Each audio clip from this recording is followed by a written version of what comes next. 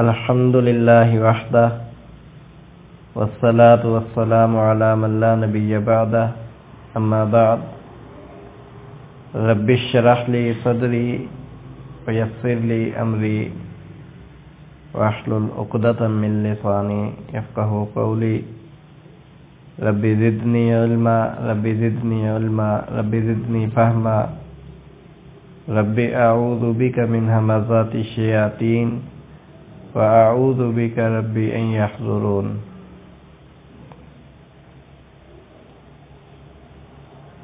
ایمان بالآخرہ پر ہماری بات چل رہی تھی۔ آج کا یہ درس ایمان بالآخرہ پر آخری درس ہے۔ ایمان بالآخرہ کے ضمن میں میدان محشر کے احوال پر ہماری بات ہو رہی تھی۔ صحیح بخاری کی روایت ہے، ابو ہریرہ رضی اللہ تعالیٰ عنہ بیان کرتے ہیں کہ نبی کریم صلی اللہ علیہ وسلم نے ارشاد فرمایا کہ اللہ رب العالمین سب لوگوں کو، پہلوں کو، بعد والوں کو، سب کو جمع کر لے گا فی صعید واحد، ایک چٹیل میدان میں۔ اللہ رب العالمین سب لوگوں کو ایک چٹیل میدان میں جمع کر لے گا۔ یسمعہم الداعی وینفذہم البصر، ایک آواز لگانے والا سب کو اپنی آواز سنا لے گا، یعنی اس طرح وہ ایک چٹیل میدان میں جمع ہوں گے ایک جگہ پر کہ آواز لگانے والا سب تک اپنی آواز پہنچا لے گا، اور ایک نظر میں سب کو دیکھ لے گا، درمیان میں کوئی رکاوٹ نہیں ہوگی۔ اس طرح وہ ایک چٹیل میدان میں سب کے سب جمع ہوں گے۔ سورج قریب آ جائے گا اور لوگ اتنے غم اور پریشانی میں ہوں گے کہ ما لا یطیقون ولا یحتملون، جو ان کی برداشت سے بڑھ رہا ہوگا۔ میدان محشر میں وہ اتنے غم اور پریشانی میں ہوں گے کہ جو ان کی برداشت سے بڑھ رہا ہوگا۔ فیقول الناس، تو لوگ آپس میں ایک دوسرے سے کہیں گے، الا ترون ما قد بلغکم الا تنظرون من یشفع لکم الی ربکم، تم دیکھ نہیں رہے کہ تم کتنی پریشانی میں ہو؟ کیا تم کسی ایسے آدمی کو نہیں دیکھتے جو تمہارے رب کے ہاں سفارش کرے؟ تو بعض لوگ بعض لوگوں سے کہیں گے، یعنی آپس میں ایک دوسرے سے کہیں گے، علیکم بی آدم علیہ السلام کے پاس چلو۔ فیأتون آدم علیہ السلام فیقولون له انت ابو البشر خلقک اللہ بیدہ، تو آدم علیہ السلام سے سب لوگ کہیں گے آپ ابو البشر ہیں، ساری انسانیت کے آپ والد ہیں، اللہ تعالیٰ نے آپ کو اپنے ہاتھ سے پیدا کیا ہے، وَنَفَخَ فِيكَ مِن رُوحِهِ، اور اللہ تعالیٰ نے آپ میں روح پھونکی۔ فرشتوں کو اللہ نے حکم دیا، فَسَجَدُوا لَكَ، فرشتوں نے آپ کو سجدہ کیا، یعنی آپ کا یہ مقام ہے کہ اللہ رب العالمین نے خود اپنے ہاتھوں سے آپ کو پیدا کیا، فرشتوں سے سجدہ کروایا۔ اشفع لنا الی ربک، ہماری سفارش کر دو اللہ تعالیٰ کے ہاں۔ الا تری الی ما نحن فی، الا تری الی ما قد بلغنا، آپ دیکھتے نہیں ہم کس قدر پریشانی میں ہیں اور کس قدر تکلیف میں ہیں۔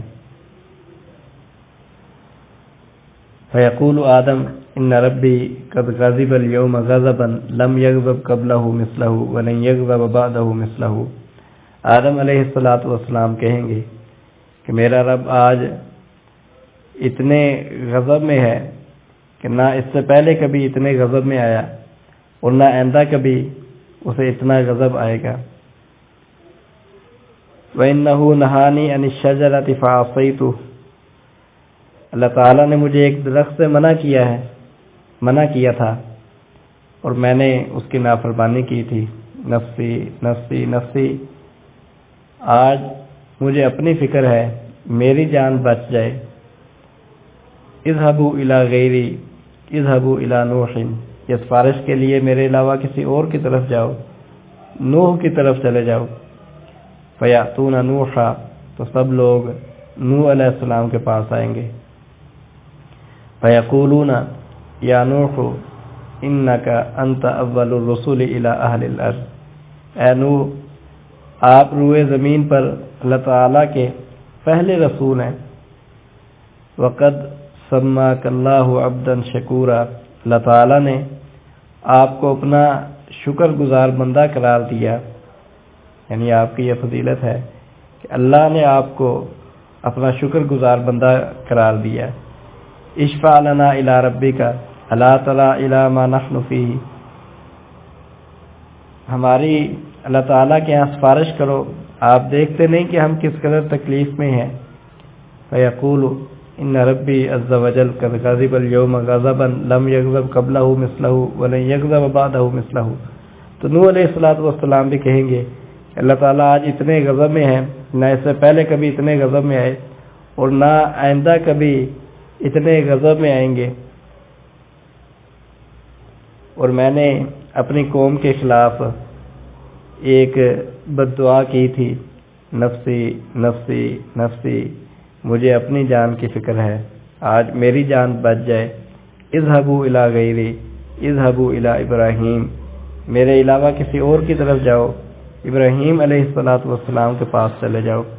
فیاتون ابراہیم، سب لوگ ابراہیم علیہ السلام کے پاس آئیں گے اور کہیں گے یا ابراہیم انت نبی اللہ وخلیلہ من اہل الارض، اے ابراہیم آپ اللہ کے نبی ہیں اور اہل زمین والوں سے آپ اللہ کے خلیل ہیں، روئے زمین پر بسنے والوں میں سے آپ اللہ کے خلیل ہیں۔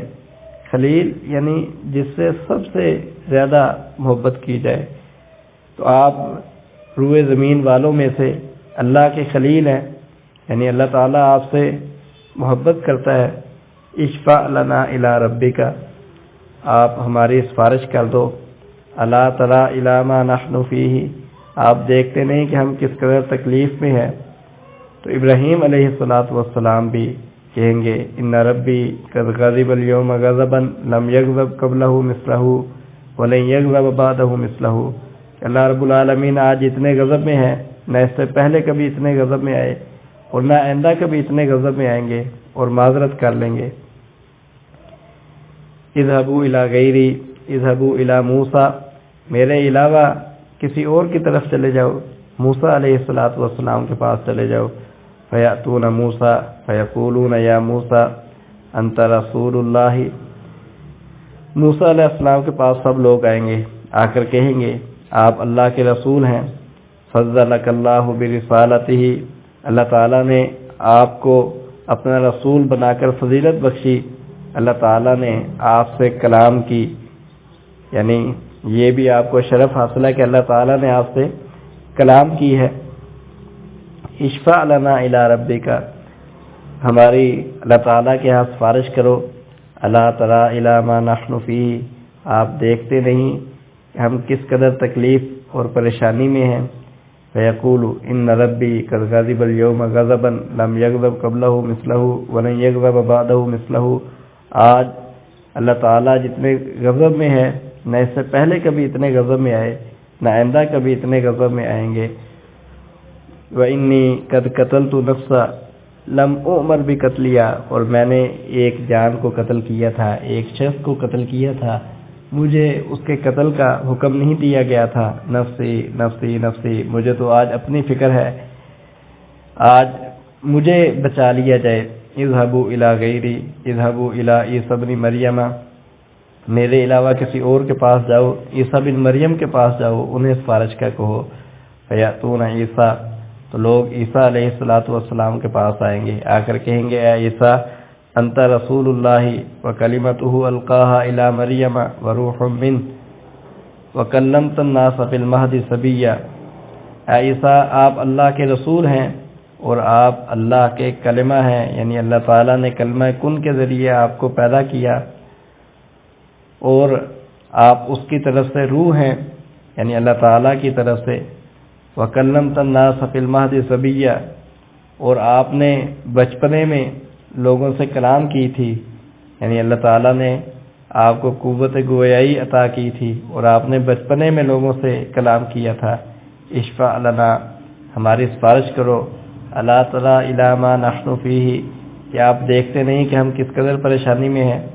فیقول عیسیٰ علیہ السلام کہیں گے ان ربی قد غضب اليوم غضبا لم یغضب قبلہ مثلہ ولن یغضب بعدہ مثلہ، کہ آج میرا رب اتنے غضب میں ہے کہ نہ اس سے پہلے کبھی اتنے غضب میں آیا، نہ آئندہ کبھی اتنے غضب میں آئے گا۔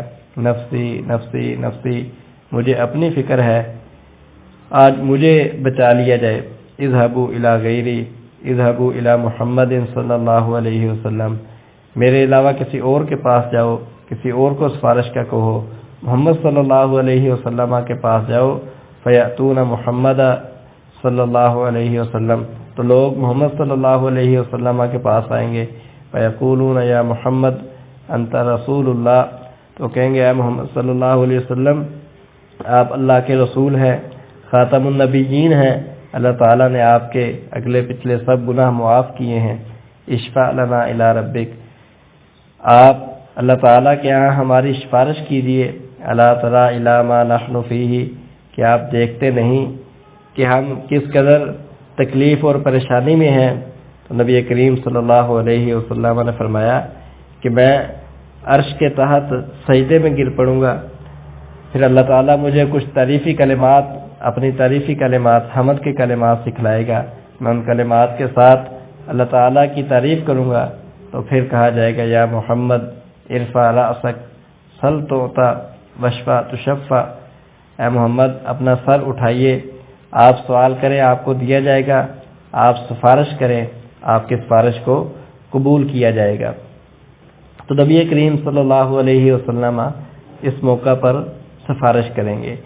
یاد رہے کہ یہ نبی کریم صلی اللہ علیہ وسلم متعدد مرتبہ سفارش کریں گے۔ یہ جو سفارش ہے یہ شفاعت عظمیٰ ہے، سب سے بڑی سفارش، یہ سب لوگوں کے لیے ہے میدان محشر میں، کہ سب لوگ جب میدان محشر میں انتہائی زیادہ پریشانی کے عالم میں ہوں گے تو وہ آدم علیہ السلام کے پاس جائیں گے کہ حساب شروع ہو، سفارش کی جائے اللہ رب العالمین سے کہ اب حساب شروع ہو۔ پھر نوح علیہ السلام کے پاس جائیں گے، پھر ابراہیم علیہ السلام کے پاس جائیں گے، پھر موسیٰ علیہ السلام کے پاس، پھر عیسیٰ علیہ السلام کے پاس، اور آخر میں نبی کریم صلی اللہ علیہ وسلم کے پاس آئیں گے۔ تو نبی کریم صلی اللہ علیہ وسلم سفارش کریں گے تو اللہ رب العالمین نبی کریم صلی اللہ علیہ وسلم کی سفارش قبول کریں گے۔ یہ جو سفارش نبی کریم صلی اللہ علیہ وسلم نے کی ہے کہ لوگوں کا حساب شروع ہو، اس سفارش کو شفاعت عظمیٰ کہتے ہیں۔ یہ نبی کریم صلی اللہ علیہ وسلم کے ساتھ خاص ہے، یہ سفارش آپ کے علاوہ کوئی نہیں کرے گا۔ آپ نے جس طرح کی روایت میں سنا آدم علیہ السلام، نوح علیہ السلام، ابراہیم علیہ السلام، موسیٰ علیہ السلام، عیسیٰ علیہ السلام، سب کے پاس لوگ گئے ہیں لیکن کسی نے یہ سفارش نہیں کی۔ نبی کریم صلی اللہ علیہ وسلم یہ سفارش کریں گے تو یہ سفارش کی یہ قسم نبی کریم صلی اللہ علیہ وسلم کے ساتھ خاص ہے۔ صحیح بخاری کی ہی روایت ہے، نبی کریم صلی اللہ علیہ وسلم نے ارشاد فرمایا ما منکم من احد الا وسیکلمہ اللہ یوم القیامہ لیس بین اللہ و بینہ ترجمان، تم میں سے ہر ایک سے اللہ تعالیٰ قیامت کے دن کلام کرے گا، اللہ اور اس کے درمیان کوئی مترجم نہیں ہوگا جو ترجمانی کرے گا۔ ثم ينظر فلا يرى شيئا قدامه، انسان اپنے آگے دیکھے گا اسے کوئی چیز نظر نہیں آئے گی۔ وہ سامنے سے اسے آگ نظر آئے گی، یعنی وہاں جب اللہ تعالیٰ کے سامنے پیش ہوگا وہ اپنے اعمال دیکھے گا لیکن کوئی عمل اسے نظر نہیں آئے گا، اور آگ سامنے سے اسے نظر آ رہی ہوگی۔ فَمَنِ اسْتَطَاعَ مِنْكُمْ أَنْ يَتَّقِيَ النَّارَ وَلَوْ بِشِقِّ تَمْرَةٍ، تو تم میں سے جو آگ سے بچ سکتا ہے وہ آگ سے بچے، اگرچہ کھجور کا ایک حصہ صدقہ کر کے وہ آگ سے بچے۔ سنن ترمذی وغیرہ کی روایت ہے، حریث بن قبیصہ بیان کرتے ہیں کہ میں مدینہ آیا تو میں نے اللہ تعالیٰ سے دعا کی، اللہم یسر لی جلیسا صالحا، یا اللہ کوئی نیک ساتھی عطا کر۔ فجلست الی ابی ہریرہ، تو مجھے ابو ہریرہ رضی اللہ تعالیٰ عنہ کے ساتھ بیٹھنا نصیب ہوا۔ فقلت انی سألت اللہ ان یرزقنی جلیسا صالحا، تو میں نے ابو ہریرہ رضی اللہ تعالیٰ عنہ سے کہہ دیا کہ میں نے اللہ تعالیٰ سے دعا کی تھی کہ یا اللہ مجھے کوئی نیک دوست عطا کر، تو آپ کے ساتھ بیٹھنا نصیب ہوا ہے۔ فحدثنی بحدیث سمعتہ من رسول اللہ صلی اللہ علیہ وسلم لعل اللہ ان ینفعنی بہ، تو مجھے کوئی ایسی حدیث بیان کرو جو آپ نے نبی صلی اللہ علیہ وسلم سے سنی ہو، امید ہے کہ اللہ تعالیٰ مجھے اس سے فائدہ دے گا۔ ابو ہریرہ رضی اللہ تعالیٰ عنہ کہتے ہیں کہ میں نے نبی کریم صلی اللہ علیہ وسلم سے سنا، فرما رہے تھے ان اول ما یحاسب به العبد یوم القیامۃ من عملہ صلاتہ، کہ بندے کے اعمال میں سے سب سے پہلے قیامت کے دن جس کا حساب لیا جائے گا وہ نماز ہے۔ اگر نماز اس کی درست ہوئی تو فلاح پا جائے گا، کامیاب ہو جائے گا، اور اگر نماز اس کی درست نہ ہوئی، پوری نہ ہوئی، فقد خاب و خسر، تو ناکام و نامراد ہو جائے گا۔ فإن انتقص من فریضته شیء، اگر اس کے فرائض میں کچھ کمی ہوئی تو اللہ تعالیٰ کہیں گے دیکھو میرے بندے کے کچھ نوافل اگر ہیں تو نوافل کے ساتھ اس کے فرائض کو پورا کیا جائے گا، پھر اسی طرح باقی اعمال کا حساب لیا جائے گا کہ پہلے فرض کا، اور اگر فرائض میں کچھ کمی ہوئی تو پھر نفلی عبادات کے ساتھ فرائض کی کمی کو پورا کیا جائے گا۔ نبی کریم صلی اللہ علیہ وسلم کے اس فرمان سے یہ بات سمجھ آتی ہے کہ کل قیامت کے دن سب سے پہلے جس چیز کا حساب لیا جائے گا، اعمال میں سے جس کا حساب لیا جائے گا وہ نماز ہے۔ نماز میں اگر کوئی کمی ہوئی، فرائض میں اگر کوئی کمی ہوئی تو پھر وہ نوافل سے پوری کر لی جائے گی۔ اسی طرح نماز کے بعد باقی دیگر اعمال کا معاملہ ہوگا کہ پہلے فرائض دیکھے جائیں گے، مثلا فرضی زکوٰۃ، اگر اس میں کچھ کمی ہوئی تو پھر نفلی صدقات میں سے وہ کمی پوری کی جائے گی، اسی طرح باقی اعمال کا حساب لیا جائے گا۔ ابو سعید خدری رضی اللہ تعالیٰ عنہ بیان کرتے ہیں، صحیح بخاری وغیرہ کی روایت ہے، قلنا یا رسول اللہ هل نرى ربنا یوم القیامہ، ہم نے کہا اے اللہ کے رسول کیا قیامت کے دن ہم اپنے رب کو دیکھیں گے؟ تو آپ صلی اللہ علیہ وسلم نے فرمایا کہ اگر آسمان صاف ہو تو کیا تمہیں سورج اور چاند کو دیکھنے میں کسی مزاحمت کا، کسی دھکم پیل کی ضرورت پیش آتی ہے؟ ہم نے کہا نہیں، یعنی سورج کو دیکھنے کے لیے، چاند کو دیکھنے کے لیے ہر انسان اپنی جگہ پر آسانی سے دیکھ لیتا ہے، اس کے لیے کسی مزاحمت کی، دھکم پیل کی، رش کرنے کی ضرورت پیش نہیں آتی۔ تو آپ صلی اللہ علیہ وسلم نے فرمایا کہ تم اسی طرح آسانی کے ساتھ قیامت کے دن اللہ تعالیٰ کو دیکھو گے۔ ینادی مناد لیذهب کل قوم الی ما کانوا یعبدون، ایک آواز لگانے والا آواز لگائے گا کہ ہر قوم وہ اس کی طرف چلی جائے جس کی عبادت کرتی رہی ہے، یعنی جو جس کی عبادت کرتا رہا ہے اس کے پاس چلا جائے۔ تو جو صلیب کی عبادت کرتے رہے ہیں وہ صلیب کے پاس چلے جائیں گے، جو بتوں کی عبادت کرتے رہے ہیں وہ بتوں کے ساتھ چلے جائیں گے۔ ہر الہ کی عبادت کرنے والے اپنے اپنے الہ کے ساتھ چلے جائیں گے۔ حتیٰ یبقى من کان یعبد اللہ من بر او فاجر، حتیٰ کہ صرف وہ لوگ باقی رہ جائیں گے جو اللہ کی عبادت کرتے رہے، وہ نیک ہوں یا برے ہوں، اور اہل کتاب میں سے کچھ باقی ماندہ لوگ ہوں گے۔ صرف ایک اللہ کی عبادت کرنے والے، اس میں نیک لوگ بھی ہوں گے اور فاجر گناہ گار لوگ بھی ہوں گے، اور اہل کتاب میں سے کچھ باقی ماندہ لوگ ہوں گے۔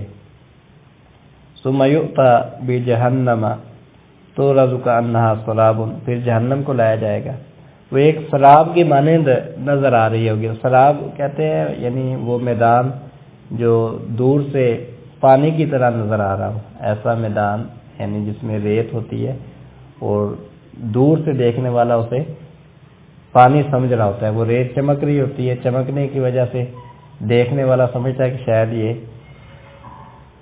پانی ہے۔ تو ایسا میدان کہ جسے انسان دور سے پانی سمجھ رہا ہو اسے سراب کہا جاتا ہے۔ تو جہنم کو سراب کی صورت میں لایا جائے گا۔ فَيُقَالُ لِلْيَهُودِ مَا كُنْتُمْ تَعْبُدُونَ، تو یہود سے کہا جائے گا کہ تم کس کی عبادت کرتے تھے؟ وہ کہیں گے کہ ہم اللہ تعالیٰ کے بیٹے عزیر کی عبادت کرتے تھے۔ تو انہیں کہا جائے گا کذبتم، تم نے جھوٹ بولا، اللہ کی نہ بیوی تھی نہ اولاد تھی۔ فما تريدون، پھر ان سے پوچھا جائے گا کیا چاہتے ہو، تمہاری کوئی خواہش؟ وہ کہیں گے نريد ان تسقينا، وہ کہیں گے ہم پانی چاہتے ہیں کہ ہمیں پانی پلاؤ۔ تو انہیں کہا جائے گا پیو پانی، اشربو، پیو پانی۔ تو وہ سراب کی طرف جائیں گے، یعنی اسے پانی سمجھ کر اس کی طرف جائیں گے، حالانکہ وہ جہنم ہوگی۔ فیتساقطون، تو اس میں گر جائیں گے، جہنم میں جا کر گر جائیں گے۔ پانی پینے کے لیے جائیں گے پانی سمجھ کر، لیکن چونکہ حقیقت میں وہ جہنم ہوگی تو وہ جہنم میں گر جائیں گے۔ ثم یقال للنصارى ما کنتم تعبدون، پھر نصارہ سے کہا جائے گا تم کس کی عبادت کرتے رہے؟ وہ کہیں گے کہ ہم اللہ کے بیٹے مسیح عیسیٰ علیہ السلام کی عبادت کرتے رہے۔ انہیں بھی کہا جائے گا تم نے جھوٹ بولا، اللہ کی نہ بیوی تھی نہ اولاد تھی۔ فما تريدون، تم کیا چاہتے ہو؟ وہ بھی کہیں گے نريد ان تسقينا، کہ ہمیں پانی پلاؤ، ہم پانی پینا چاہتے ہیں۔ تو انہیں کہا جائے گا اشربو، جاؤ پیو پانی۔ تو وہ اسی سراب کی طرف پانی سمجھ کر اس کی طرف جائیں گے جو کہ حقیقت میں جہنم ہوگی، تو جہنم میں گر جائیں گے۔ حتی یبقى من کان یعبد اللہ من بر او فاجر، اب صرف وہ لوگ رہ جائیں گے جو اللہ کی عبادت کرتے تھے، اس میں نیک بھی ہوں گے اور فاسق فاجر بھی ہوں گے۔ تو انہیں کہا جائے گا ما یحبسکم وقد ذهب الناس، سب لوگ چلے گئے ہیں، آپ کو کس چیز میں روکا ہوا ہے؟ تو وہ کہیں گے کہ ان لوگوں سے تو دنیا میں بھی ہم جدا رہے، حالانکہ دنیا میں ہمیں اس ضرورت تھی کہ ہم ان سے دنیاوی فوائد اٹھاتے، تو ہم دنیا میں بھی ان سے جدا رہے۔ انا سمعنا منادیا ینادی، ہم نے ایک آواز لگانے والے کو سنا ہے کہ وہ آواز لگا رہا تھا کہ ہر قوم جس کی عبادت کرتی ہے اس کے ساتھ چلی جائے۔ تو ہم اپنے رب کا انتظار کر رہے ہیں، سب اپنے اپنے معبودوں کے ساتھ چلے گئے ہیں، ہم اپنے رب کا، اپنے معبود کا انتظار کر رہے ہیں۔ فیاتیہم الجبار، پھر اللہ رب العالمین ان کے پاس آئیں گے اور کہیں گے انا ربکم، میں تمہارا رب ہوں۔ تو لوگ کہیں گے انت ربنا، تو ہمارا رب ہے۔ فلا یکلمہ الا الانبیاء، تو اس وقت اللہ تعالیٰ سے صرف انبیاء کلام کریں گے۔ فیقول هل بینکم وبینہ آیۃ تعرفونہ، کیا تمہارے درمیان اور تمہارے معبود کے درمیان کوئی نشانی ہے جس کے ساتھ تم اپنے معبود کو پہچانو گے، جس نشانی کے ساتھ؟ فیقولون الساق، وہ کہیں گے جی پنڈلی نشانی ہے ہمارے درمیان۔ فیکشف عن ساقہ، تو اللہ رب العالمین اپنی پنڈلی کھولیں گے۔ فیسجد لہ کل مؤمن، تو اس وقت ہر مومن اللہ تعالیٰ کے لیے سجدہ کرے گا۔ اللہ تعالیٰ پنڈلی کھولیں گے اس کی کیا کیفیت ہوگی یہ ہم نہیں جانتے، ہمیں اس چیز کا علم نہیں ہے، اللہ جانتا ہے، لیکن پنڈلی کا ذکر ہے، ہمارا اس پر ایمان ہے، قرآن مجید میں بھی ذکر ہے، احادیث میں بھی ذکر ہے، تو ہمارا اس پر ایمان ہے، باقی اس کی کیفیت کیا ہوگی یہ اللہ تعالیٰ بہتر جانتا ہے۔ تو ہر مومن وہ سجدہ کرے گا، وَيَبْقَى مَنْ كَانَ يَسْجُدُ لِلَّهِ رِيَاءً وَسُمْعَةً، صرف وہ لوگ باقی رہ جائیں گے جو ریاکاری اور دکھانے کے لیے سجدہ کیا کرتے تھے، دنیا میں جو ریاکاری اور دکھانے کے لیے سجدہ کیا کرتے تھے وہ وہاں سجدہ نہیں کر پائیں گے، وہ بھی سجدہ کرنے کی کوشش کریں گے لیکن ان کی کمر تختے کی طرح سخت ہو جائے گی اور وہ سجدہ نہیں کر پائیں گے۔ پھر ایک پل لایا جائے گا، صحیح بخاری کی ہی روایت میں آپ کے سامنے پڑھ رہا ہوں، پھر ایک پل لایا جائے گا، ہمارے ہاں اسے پل صراط کہتے ہیں، یہ یعنی صراط کا لفظ احادیث میں وارد ہوا ہے، تو پل صراط کا لفظ ہمارے اردو میں یہ معروف ہے، ایک پل لایا جائے گا، فَيُجْعَلُ بَيْنَ ظَهْرَيْ جہنم، اور اسے جہنم پر رکھ دیا جائے گا۔ قُلْنَا یا رسول اللہ، ہم نے کہا اے اللہ کے رسول یہ پل کیا چیز ہے جو جہنم پر رکھا جائے گا، یہ کیا چیز ہے؟ تو نبی صلی اللہ علیہ وسلم نے فرمایا کہ یہ پھسلنے اور گرنے کا مقام ہے، یعنی لوگ اس پل سے گریں گے، یہ جہنم پر رکھا ہوا ہوگا تو لوگ اس پل سے گریں گے جہنم میں، پھسلیں گے جہنم کی طرف، اور اس پر بڑے بڑے آنکڑے اور لوہے کی کنیاں لگی ہوئی ہیں اور کانٹے ہیں بڑے بڑے، جو لوگوں کو اچک اچک کر، جن کے متعلق انہیں حکم دیا جائے گا وہ انہیں پل صراط سے اچک اچک کر جہنم میں پھینکیں گے۔ اہل ایمان، اللہ تعالیٰ کے نیک بندے، مومن بندے، وہ اپنے اعمال کے مطابق، کوئی تو اس سے پل جھپکنے کے برابر پل صراط سے گزر جائے گا، کوئی بجلی کی تیزی سے پل صراط سے گزر جائے گا، اور کوئی تیز ہوا کی طرح اس سے گزرے گا، اور کوئی عمدہ گھوڑوں کی رفتار سے اس پل سے گزر جائے گا، یعنی اپنے اپنے اعمال کے مطابق جو جس قدر نیک ہوگا، اللہ تعالیٰ کے قریب اور مقرب ہوگا، اسی قدر وہ جلدی اور تیزی سے اس پل سے گزر جائے گا۔ تو بہت سے لوگ وہ بغیر کسی تکلیف کے وہ اس پل سے گزر جائیں گے، اور کئی لوگ ہیں وہ کچھ آگ سے جھلسیں گے اور جھلستے جھلستے وہ اس سے گزر جائیں گے، اور کئی ایسے بھی ہوں گے جو گھسٹ گھسٹ کر اس پل کو پار کریں گے۔ تو احادیث میں اس پل کا ذکر ہے، ہمارا اس پر ایمان ہے۔ قرآن مجید میں اللہ رب العالمین نے ارشاد فرمایا وَإِن مِّنكُمْ إِلَّا وَارِدُهَا وَإِن مِّنكُمْ إِلَّا وَارِدُهَا، تم میں سے ہر ایک اس میں وارد ہونے والا ہے، یعنی جہنم کی طرف اشارہ ہے۔ تو اس کی بھی تفسیر یہی بیان کی گئی ہے کہ تم میں سے ہر ایک یعنی پل صراط سے گزرے گا۔ کان علی ربک حتما مقضیہ، یہ تیرے رب کا حتمی فیصلہ ہے، یقینی فیصلہ ہے کہ تم میں سے ہر ایک نے وہ جہنم کے اوپر سے یعنی پل صراط سے گزرنا ہے۔ صحیح بخاری کی روایت ہے، ابو سعید خدری رضی اللہ تعالیٰ عنہ بیان کرتے ہیں کہ نبی کریم صلی اللہ علیہ وسلم نے ارشاد فرمایا یخلص المؤمنون من النار فیحبسون علی قنطرۃ بین الجنۃ والنار، اہل ایمان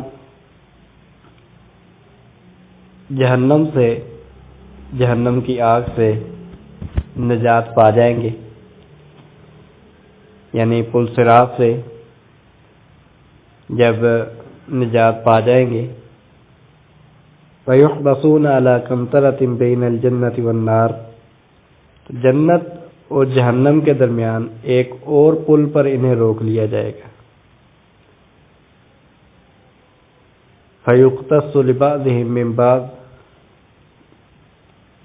تو پھر وہاں بعض کا بعض سے قصاص دلایا جائے گا۔ دنیا میں جو ایک دوسرے پر لوگوں نے ظلم و زیادتیاں کی ہیں، وہاں پھر ایک دوسرے کو بدلہ لے کر دیا جائے گا۔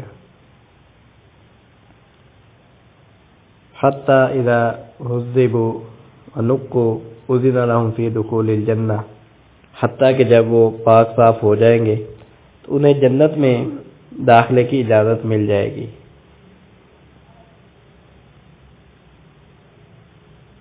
پل صراط سے گزرنے کے بعد پھر ایک اور پل پر اہل ایمان کو روک لیا جائے گا، جیسا کہ صحیح بخاری کی اس روایت سے یہ بات معلوم ہو رہی ہے، اور وہاں پھر ایک دوسرے پر جو دنیا میں لوگوں نے ظلم و زیادتیاں کی ہیں ان کا حساب لیا جائے گا۔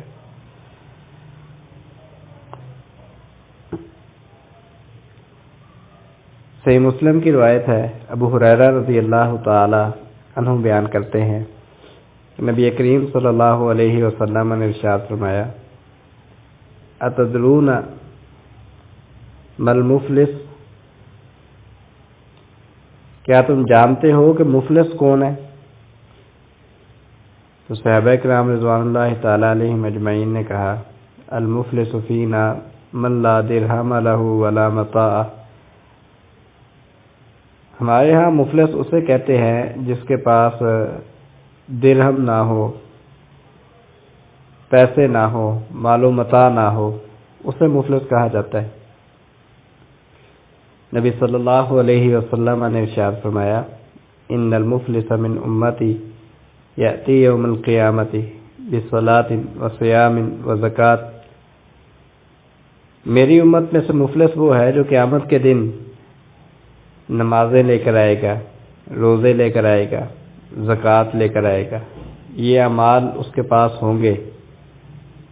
وَيَأْتِي قَدْ شَتَمَ هَذَا وَقَذَفَ هَذَا وَأَكَلَ مَالَ هَذَا وَسَفَكَ دَمَ هَذَا وَضَرَبَ هَذَا، لیکن وہ آئے گا اس حال میں کہ اس کو اس نے گالی دی ہوگی، کسی دوسرے پر اس نے بہتان لگایا ہوگا، اور کسی کا مال کھایا ہوگا، اور کسی کا خون بہایا ہوگا، اور کسی کو مارا پیٹا ہوگا، یعنی مختلف لوگوں پر مختلف ظلم زیادتیاں اس نے کی ہوں گی۔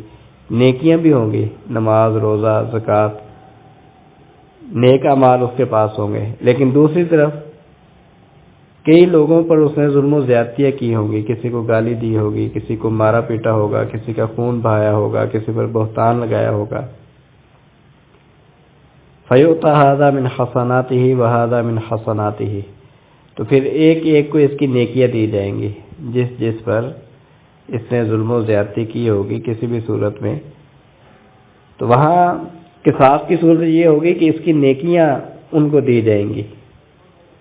دنیا میں جس نے کسی پر کوئی ظلم و زیادتی کی ہے تو کل قیامت کے دن اس کے قصاص اور بدلے کی صورت یہ ہوگی کہ اس کی نیکیاں اسے دی جائیں گی۔ فَإِنْ فَنِيَتْ حَسَنَاتُهُ قَبْلَ أَنْ يُقْضَى مَا عَلَيْهِ، اور اگر اس کا حساب مکمل ہونے سے پہلے اس کی نیکیاں ختم ہو جائیں، أُخِذَ مِنْ خَطَايَاهُمْ فَطُرِحَتْ عَلَيْهِ ثُمَّ طُرِحَ فِي النَّارِ، تو پھر باقی جو لوگ رہ جائیں گے جن کا بھی حساب مکمل نہیں ہوا ہوگا اس کے ساتھ، تو ان کی غلطیاں ان سے لے کر اس کے کھاتے میں ڈال دی جائیں گی، ان کے گناہ، ان کی برائیاں اس کے کھاتے میں ڈال دی جائیں گی۔ ثم طرح فی النار، پھر یہ آگ میں پھینک دیا جائے گا۔ یہ نمازیں پڑھنے والا یعنی نمازیں لے کر آیا ہے، روزے اس نے رکھے ہیں، زکوٰۃ ادا کی ہے، نیک اعمال موجود ہیں اس کے پاس، لیکن اس نے لوگوں پر ظلم و زیادتیاں کی ہیں، اور اتنی زیادہ کی ہیں کہ اس کی ساری نیکیاں وہ ختم ہو جائیں گی، اور کئی دوسرے لوگوں کی برائیاں بھی اس کے کھاتے میں ڈال دی جائیں گی۔ ثم طرح فی النار، پھر اسے آگ میں پھینک دیا جائے گا۔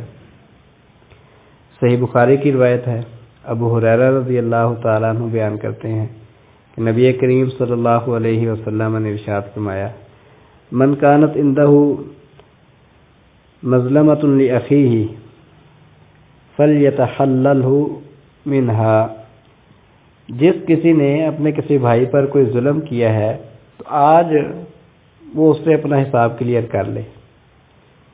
اگر کسی نے کسی پر کوئی ظلم و زیادتی کی ہے تو دنیا میں ہی اس کے ساتھ اپنا حساب کلیئر کر لے۔ فَإِنَّهُ لَيْسَ ثَمَّ دِينَارٌ وَلَا دِرْہَمٌ،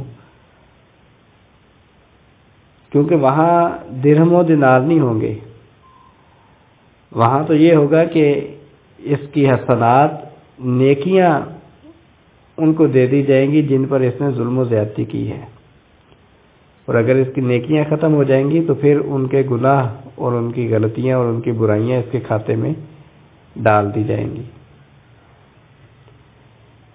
تو پل صراط سے جب اہل ایمان نجات پا جائیں گے تو اس کے بعد ایک مرتبہ پھر ایک پل پر انہیں روک لیا جائے گا، اور وہاں ان کی تہذیب و تنقیح ہوگی، انہیں پاک صاف کیا جائے گا۔ جو ایک دوسرے پر ظلم و زیادتیاں کی ہوئی ہیں دنیا میں، اس کا حساب کتاب ہوگا۔ صحیح بخاری کی ہی روایت ہے، نبی کریم صلی اللہ علیہ وسلم نے ارشاد فرمایا، اول ما یقضی بین الناس بالدماء، لوگوں کے درمیان سب سے پہلے جس چیز کا فیصلہ کیا جائے گا وہ خون کے معاملات ہیں۔ جو لوگوں نے خون بہائے ہیں، قتل کیا ہے کسی کو، قیامت کے دن سب سے پہلے خون کے معاملات کے متعلق فیصلہ ہوگا۔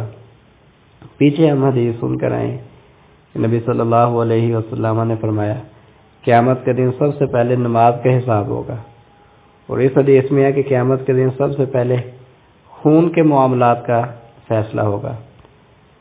تو حقوق اللہ میں جو اللہ کے حقوق ہیں اس میں سب سے پہلے نماز کا حساب ہوگا، اور حقوق العباد جو لوگوں کے ایک دوسرے پر حق ہیں اس میں سب سے پہلے بندوں کے خون کا حساب ہوگا۔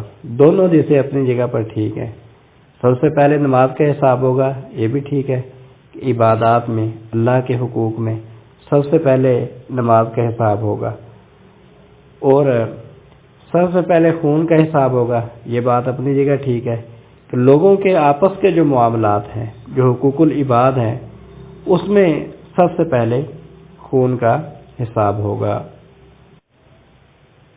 اہل السنہ والجماعہ کل قیامت کے دن شفاعت کے برحق ہونے پر ایمان رکھتے ہیں،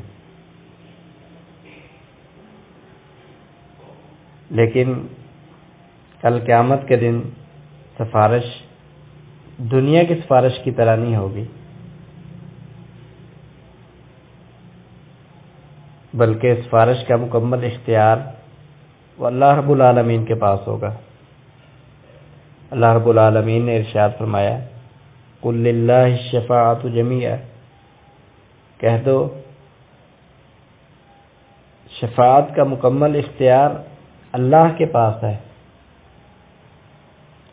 قرآن مجید میں بعض آیات میں نفی کی گئی ہے کہ انہیں سفارش، شفاعت کوئی فائدہ نہیں دے گی، ولا یقبل منہا شفاعہ، ان سے کوئی سفارش قبول نہیں کی جائے گی، فما تنفعهم شفاعت الشافعین، انہیں سفارش کرنے والوں کی سفارش نفع نہیں دے گی۔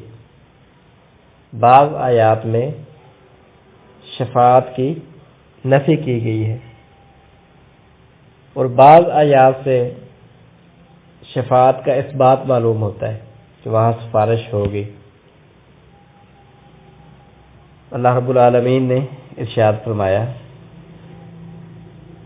وَلَا يَشْفَعُونَ إِلَّا لِمَنِ ارْتَضَىٰ، فرشتوں کے متعلق فرمایا کہ وہ سفارش نہیں کریں گے مگر جس کے لیے اللہ راضی ہوگا۔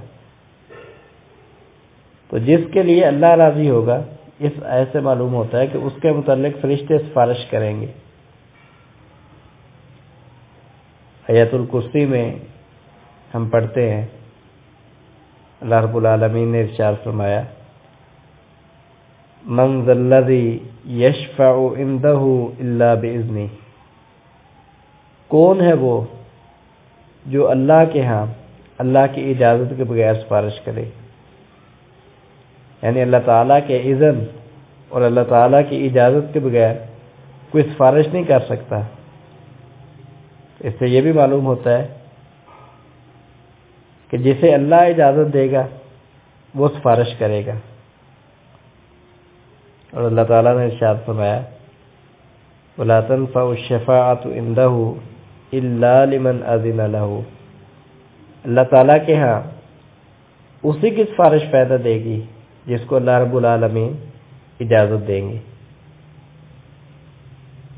تو قرآن مجید کی بعض آیات میں سفارش کے متعلق نفی کی گئی ہے کہ انہیں سفارش فائدہ نہیں دے گی، یہ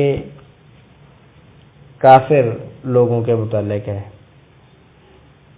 کہ کل قیامت کے روز انہیں سفارش کوئی فائدہ نہیں دے گی، اور جس کے متعلق اللہ رب العالمین اجازت نہیں دیں گے ان کے متعلق بھی سفارش کوئی فائدہ نہیں دے گی، لیکن جو اہل ایمان ہیں انہیں سفارش فائدہ دے گی۔ جن کے متعلق اللہ رب العالمین اجازت دیں گے انہیں سفارش فائدہ دے گی۔ یہ دو بنیادی چیزیں ذہن میں رکھنی چاہیے کہ کل قیامت کے دن سفارش صرف وہی کر سکے گا جس کو اللہ تعالیٰ اجازت دے گا، اللہ کی اجازت کے بغیر کوئی سفارش نہیں کر سکے گا۔ من ذا الذی یشفع عندہ الا باذنہ، کون ہے جو اللہ تعالیٰ کے ہاں اللہ کی اجازت کے بغیر اس کے اذن کے بغیر سفارش کرے؟ تو اللہ کی اجازت اللہ کے اذن کے بغیر کوئی سفارش نہیں کر سکے گا، اور سفارش صرف اسی کے متعلق کی جائے گی جس کے متعلق اللہ راضی ہوگا، جس کے متعلق اللہ تعالیٰ اجازت دے گا کہ اس کے متعلق سفارش کی جائے۔ وَلَا يَشْفَعُونَ إِلَّا لِمَنِ ارْتَضَىٰ، کہ فرشتے بھی صرف اس کے متعلق سفارش کریں گے جس کے لیے اللہ تعالیٰ اجازت دے گا، اللہ تعالیٰ راضی ہوگا۔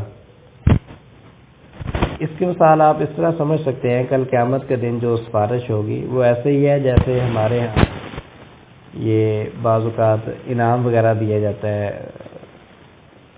تو انعام دینے کے لیے جو معزز شخصیات ہیں انہیں دعوت دی جاتی ہے، ان کے ہاتھ سے دلوایا جاتا ہے، تو وہ انعام ادارے کی طرف سے ہوتا ہے، لیکن ان معزز شخصیات کے اکرام اور تکریم کے لیے انہیں دعوت دی جاتی ہے اور ان کے ہاتھ سے وہ انعام دلوایا جاتا ہے۔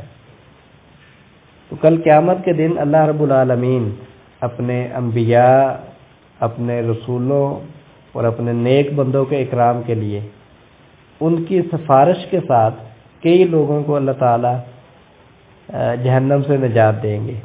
اس میں ان کا اکرام ہو جائے گا، اور اللہ تعالیٰ جن لوگوں کو جہنم سے نجات دینا چاہیں گے ان کو نجات دے دیں گے۔ تو اللہ رب العالمین ہی اجازت دیں گے جن کے متعلق، اور جس کو اجازت دیں گے وہ سفارش کرے گا، جس کو اللہ رب العالمین اجازت دیں گے وہ سفارش کرے گا، اور جس کے متعلق اجازت دیں گے اور راضی ہوں گے صرف اسی کے متعلق سفارش ممکن ہوگی۔ کل قیامت کے روز انبیاء سفارش کریں گے، فرشتے سفارش کریں گے، اہل ایمان سفارش کریں گے، شہداء سفارش کریں گے، نبی کریم صلی اللہ علیہ وسلم متعدد مرتبہ سفارش کریں گے۔ ایک شفاعت عظمیٰ کا ذکر آپ پہلے سن چکے کہ جو نبی کریم صلی اللہ علیہ وسلم کے ساتھ خاص ہے، وہ کسی اور کو حاصل نہیں ہے، اور یہ جو جہنم سے نکالے جانے کے متعلق سفارش ہے یہ نبی صلی اللہ علیہ وسلم بھی کریں گے، اور باقی انبیاء بھی کریں گے، شہداء وہ بھی یہ سفارش کریں گے، فرشتے وہ بھی سفارش کریں گے، اہل ایمان وہ بھی یہ سفارش کریں گے۔ ابو ہریرہ رضی اللہ تعالی عنہ نے نبی کریم صلی اللہ علیہ وسلم سے پوچھا تھا اے اللہ کے نبی صلی اللہ علیہ وسلم آپ کی سفارش کا سب سے زیادہ حقدار اور سعادت مند کون ہوگا؟ کون آپ کی سفارش کے ساتھ سعادت مند ہوگا؟ آپ صلی اللہ علیہ وسلم نے ارشاد فرمایا اسعد الناس بشفاعتی یوم القیامہ من قال لا الہ الا اللہ خالصا من قلبہ، میری شفاعت کا قیامت کے دن سب سے زیادہ حقدار اور میری شفاعت کے ساتھ سب سے زیادہ سعادت مند وہ شخص ہوگا جو خلوص دل کے ساتھ، خالص دل کے ساتھ لا الہ الا اللہ کہتا ہے، صرف زبانی کلامی نہیں بلکہ خلوص دل سے، یعنی اس کے معنی مفہوم کو سمجھ کر اس کے مطابق عقیدہ بنا کر، صرف زبان سے لا الہ الا اللہ نہیں بلکہ لا الہ الا اللہ کے جو معنی مفہوم اور اس کے تقاضوں کو سمجھ کر اور اس کے مطابق عقیدہ بنا کر پھر جو خلوص دل کے ساتھ لا الہ الا اللہ پڑھتا ہے وہ میری شفاعت کا سب سے زیادہ حقدار ہے، وہ میری شفاعت کے ساتھ سب سے زیادہ سعادت مند ہوگا۔ اسی طرح نبی کریم صلی اللہ علیہ وسلم نے ارشاد فرمایا، سنن ابی داؤد اور سنن ترمذی وغیرہ کی روایت ہے، آپ صلی اللہ علیہ وسلم نے ارشاد فرمایا شفاعتی لأہل الکبائر من امتی، میری شفاعت میری امت میں سے اہل کبائر کے متعلق ہے جو کبیرہ گناہوں کا ارتکاب کرتے رہے، یعنی امت محمدیہ میں سے جو لوگ کبیرہ گناہوں کا ارتکاب کرتے رہے اور اسی طرح فوت ہو گئے بغیر توبہ کے، تو ایسے لوگوں کو میری شفاعت فائدہ دے گی، یعنی نبی کریم صلی اللہ علیہ وسلم کی شفاعت انہیں فائدہ دے گی۔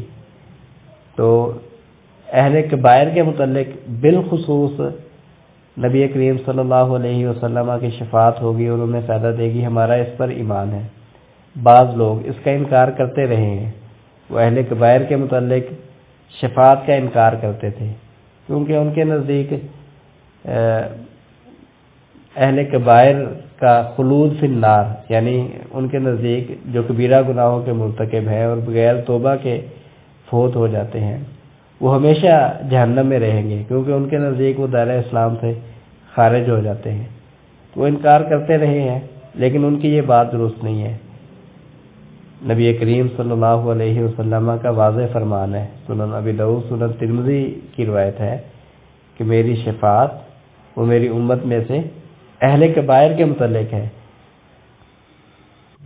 نبی کریم صلی اللہ علیہ وسلم شفاعت عظمیٰ کے ساتھ ساتھ اپنی امت کے جو کبیرہ گناہوں کا ارتکاب کرتے رہے اور کبیرہ گناہوں کی وجہ سے ان پر جہنم واجب ہو گئی، ان کے متعلق بھی نبی کریم صلی اللہ علیہ وسلم سفارش کریں گے۔ شرط یہ ہے کہ وہ اہل توحید میں سے ہوں،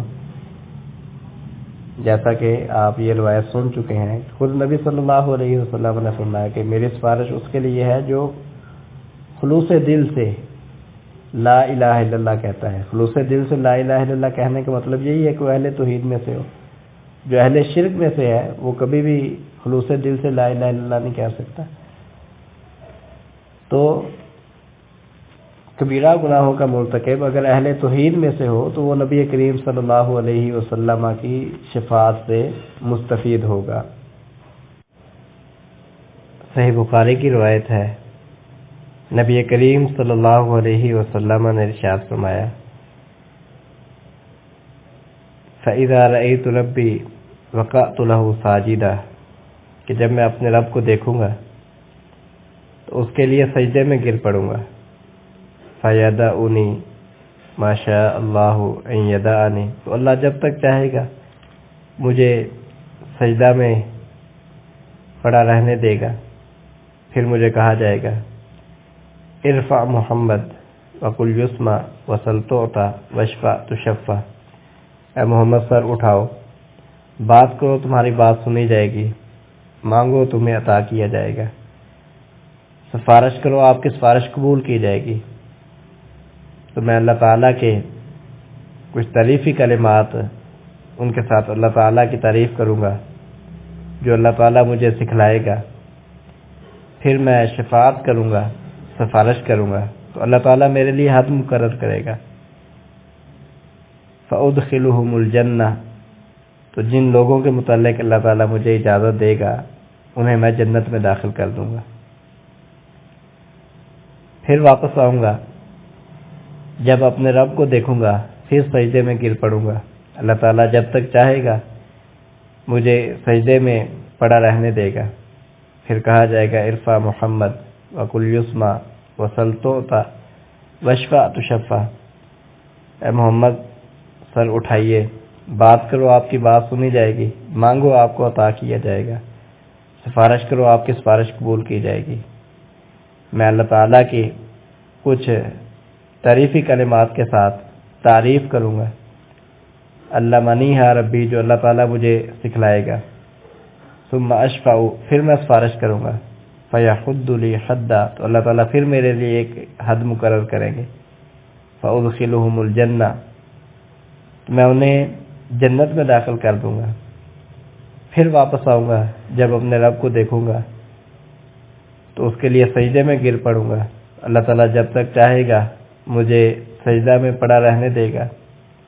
پھر کہا جائے گا ارفع محمد قل یسمع وسل تعطیٰ واشفع تشفع، اے محمد سر اٹھائیے، بات کرو آپ کی بات سنی جائے گی، مانگو آپ کو عطا کیا جائے گا، سفارش کرو آپ کی سفارش قبول کی جائے گی.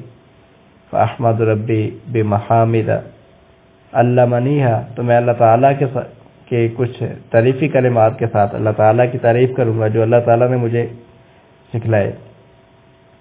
پھر میں سفارش کروں گا تو اللہ تعالیٰ پھر میرے لیے ایک حد مقرر کریں گے.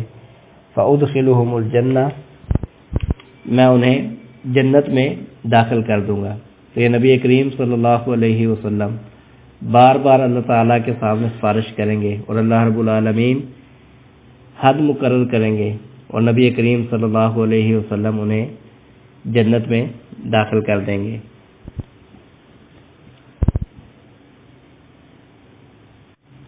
صحیح بخاری کی ہی روایت ہے کہ اہل ایمان وہ اللہ تعالیٰ سے کہیں گے ربنا، اے ہمارے رب، ہمارے کچھ بھائی کانوا یصلون معنا ویصومون معنا ویعملون معنا، وہ ہمارے ساتھ نمازیں پڑھا کرتے تھے، ہمارے ساتھ روزے رکھتے تھے، ہمارے ساتھ اعمال کیا کرتے تھے.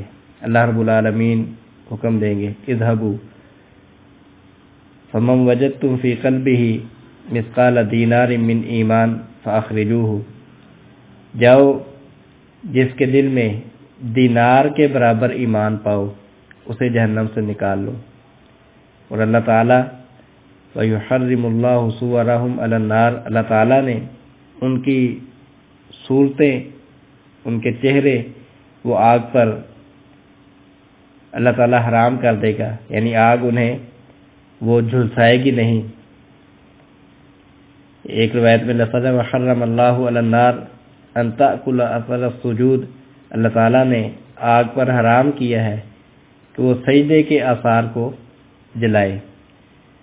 فَيَأْتُونَهُمْ، تو وہ ان کے پاس آئیں گے، ان میں سے بعض اپنے قدموں تک آگ میں جل چکے ہوں گے، بعض اپنی پنڈلیوں تک. تو جنہیں وہ پہچانیں گے انہیں نکال لیں گے، پھر واپس آئیں گے. پھر اللہ تعالیٰ کہے گا کہ جاؤ جس کے دل میں نصف دینار کے برابر ایمان پاؤ اسے نکال لاؤ. تو وہ جائیں گے اور جسے پہچانتے ہوں گے اسے نکال لائیں گے، پھر واپس آئیں گے. پھر اللہ رب العالمین حکم دیں گے جاؤ جس کے دل میں ایک ذرہ برابر ایمان پاؤ اسے نکال لاؤ. تو وہ انہیں نکالیں گے، جنہیں وہ پہچانتے ہوں گے انہیں نکال لائیں گے. حدیث میں ہے فیشفع النبیون والملائکۃ والمؤمنون، انبیاء بھی سفارش کریں گے، فرشتے بھی سفارش کریں گے، اہل ایمان بھی سفارش کریں گے. فیقول الجبار، اللہ رب العالمین کہیں گے باقیت شفاعتی، سب نے سفارش کر لی ہے، انبیاء نے، فرشتوں نے، اہل ایمان نے، سب نے سفارش کر لی ہے، میری شفاعت باقی رہ گئی ہے. پھر اللہ رب العالمین ایک مٹھی بھریں گے، اللہ رب العالمین کئی لوگوں کو جہنم سے نکالیں گے جو جل کر کوئلہ بن چکے ہوں گے۔ صحیح بخاری کی روایت ہے، نبی کریم صلی اللہ علیہ وسلم نے ارشاد فرمایا کہ جہنم سے ہر وہ آدمی نکل آئے گا جس نے لا الہ الا اللہ کہا ہوا اور اس کے دل میں ایک جو کے دانے کے برابر ایمان ہوا، اور وہ بھی جہنم سے نکل آئے گا جس نے لا الہ الا اللہ کہا اور اس کے دل میں ایک گندم کے دانے کے برابر ایمان ہوا، اور وہ بھی جہنم سے نکل آئے گا جس نے لا الہ الا اللہ کہا اور اس کے دل میں ایک ذرے کے برابر ایمان ہوا۔ اس کے بعد جب شفاعت مکمل ہو جائے گی اور اللہ رب العالمین آخر میں محض اپنے فضل اور رحمت سے کئی لوگوں کو جہنم سے نکال لیں گے، تو پھر صرف وہ لوگ باقی رہ جائیں گے جن پر جہنم واجب ہے اور وہ ان کے لیے خلود فی النار ہے، یعنی جن لوگوں کے لیے جہنم سے نکلنا لکھا ہوا ہے وہ نکال لیے جائیں گے۔ اب جہنم میں صرف وہ لوگ باقی رہ جائیں گے جن کے لیے خلود فی النار ہے، ہمیشہ کی جہنم ہے۔ اللہ رب العالمین ہمیں محفوظ رکھے۔ صحیح بخاری کی روایت ہے، نبی کریم صلی اللہ علیہ وسلم نے ارشاد فرمایا، اللہ رب العالمین فرمائیں گے، یا محمد ادخل من امتک من لا حساب علیہم من الباب الایمن من ابواب الجنہ، اے محمد اپنی امت میں سے جن پر کوئی حساب نہیں انہیں دائیں دروازے سے جنت میں داخل کیجیے۔ نبی کریم صلی اللہ علیہ وسلم جنت کے دروازے پر آئیں گے، صحیح مسلم کی روایت ہے، آپ دروازہ کھٹکھٹائیں گے تو دربان پوچھے گا من انت، آپ صلی اللہ علیہ وسلم جواب دیں گے محمد، فیقول بک امرت لا افتح لاحد قبلک، آپ کے متعلق ہی مجھے حکم دیا گیا تھا کہ آپ سے پہلے میں کسی کے لیے یہ جنت کا دروازہ نہ کھولوں۔ تو نبی کریم صلی اللہ علیہ وسلم سب سے پہلے جنت کا دروازہ کھلوائیں گے اور جنت میں داخل ہوں گے۔ امت محمدیہ میں سے 70,000 لوگ وہ بغیر حساب کے بغیر عذاب کے جنت میں داخل ہوں گے۔ صحیح بخاری وغیرہ کی ہی روایت ہے، نبی صلی اللہ علیہ وسلم نے ارشاد فرمایا 70,000 لوگ بغیر حساب کے بغیر عذاب کے جنت میں داخل ہوں گے۔ پھر نبی صلی اللہ علیہ وسلم نے ان کے اوصاف بھی بیان کیے کہ وہ بدشگونی نہیں لیتے، لا یتطیرون ولا یکتبون، آگ کا داغ نہیں لگواتے، یہ طریقہ علاج تھا، ایک لوہا وغیرہ گرم کر کے خون روکنے کے لیے لگایا جاتا، اور دم نہیں کرواتے، وعلی ربہم یتوکلون، اور اپنے رب پر بھروسہ کرتے ہیں۔ یہ 4 وصف نبی صلی اللہ علیہ وسلم نے بیان کیے۔ دم نہیں کرواتے یعنی خود طلب کر کے کسی سے نہیں کرواتے، خود دم اپنے اوپر کر لیں، کسی پہ کر لیں، کوئی حرج نہیں ہے، کوئی آ کر ان پہ دم کر دے پھر بھی کوئی حرج نہیں ہے، لیکن کسی کو کہہ کر اپنے اوپر دم نہیں کرواتے۔ اگرچہ دم کروانا بھی جائز ہے، لیکن چونکہ یہ خاص لوگ ہیں، ان کا اللہ رب العالمین کے ساتھ بہت مضبوط تعلق ہے، تو ان کے حق میں اتنا بھی گوارا نہیں کہ یہ اللہ کا در چھوڑ کر کسی اور کی طرف دم کروانے کے لیے بھی جائیں اور اتنی دیر کے لیے کسی اور کے ساتھ تعلق قائم کریں۔ تو دم کروانا اگرچہ جائز ہے لیکن اعلیٰ رتبہ کے منافی ہے، تو یہ دم نہیں کرواتے، داغ نہیں لگواتے، بدشگونی نہیں لیتے، اپنے رب پر بھروسہ کرتے ہیں۔ یہ 70,000 لوگ جنت میں بغیر حساب کے بغیر عذاب کے داخل ہوں گے۔ مسلم احمد وغیرہ کی روایت ہے کہ ان میں سے ہر 1000 کے ساتھ مزید 70,000 لوگ وہ جنت میں داخل ہوں گے، ہر 1000 کے ساتھ مزید 70,000 لوگ وہ جنت میں داخل ہوں گے۔ بعض روایات میں ہر فرد کے ساتھ بھی ہے، لیکن وہ سندن کمزور ہے نبھایا۔ پھر ان کے بعد وہ لوگ جنت میں داخل ہوں گے جن کے نیک اعمال زیادہ ہو جائیں گے، وزنی ہو جائیں گے ترازو میں۔ پھر اصحاب الاعراف جن کے نیک اعمال اور ان کی برائیاں برابر ہو جائیں گی، انہیں کچھ دیر کے لیے اعراف جنت اور جہنم کے درمیان روکا جائے گا، پھر انہیں جنت میں داخلے کی اجازت دے دی جائے گی۔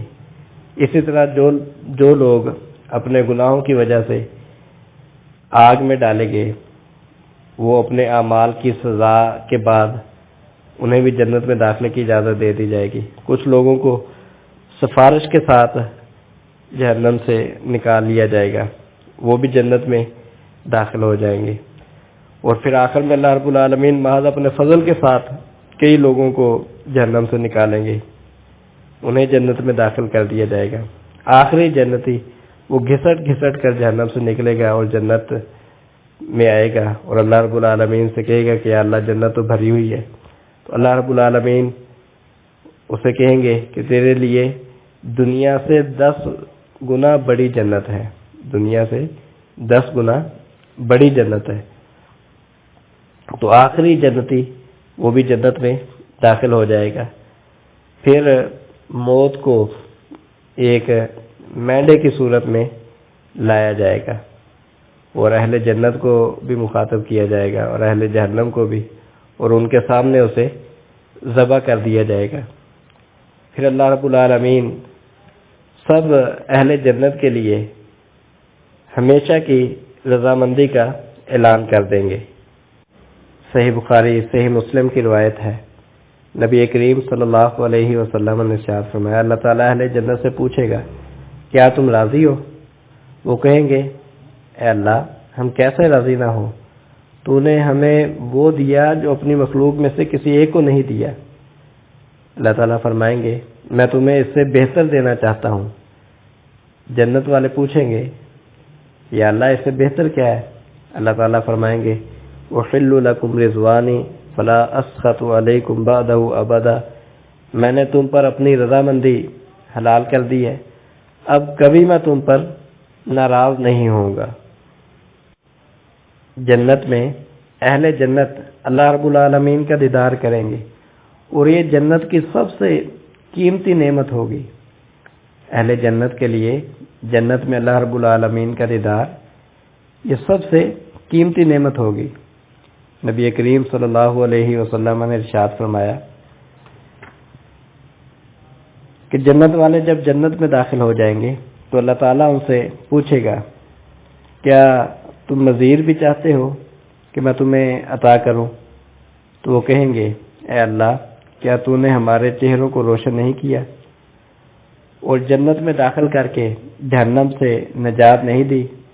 تو اللہ تعالیٰ پردے کو اٹھائے گا اور جنت والے اہل جنت اللہ تعالیٰ کا دیدار کریں گے۔ تو اس وقت اس سے زیادہ کوئی محبوب چیز انہیں نہیں ہوگی، یعنی اہل جنت کے لیے اللہ تعالیٰ کا دیدار یہ سب سے قیمتی اور پسندیدہ نعمت ہوگی۔ اللہ تعالیٰ ہمیں بھی ان لوگوں میں شامل فرما لے جنہیں کل قیامت کے دن اللہ تعالیٰ کا دیدار نصیب ہوگا اور انہیں جنت الفردوس میں داخل کیا جائے گا۔ جنت اور جہنم اس کے متعلق اہل سنہ والجماعہ کا عقیدہ یہ ہے کہ یہ پیدا کی جا چکی ہے۔ جنت اور جہنم یہ پیدا کی جا چکی ہے کہ ایک دلائل ایسے ہیں جو اس پر دلالت کرتے ہیں۔ ابھی وقت کی قلت کے پیش نظر تفصیل بیان کرنا ممکن نہیں ہے، اختصار کے ساتھ میں یہ بیان کر دیتا ہوں۔ جنت اور جہنم پیدا کی جا چکی ہیں، ابھی موجود ہیں، اور اب ان پر فنا نہیں ہے، ہمیشہ کے لیے باقی رہیں گی۔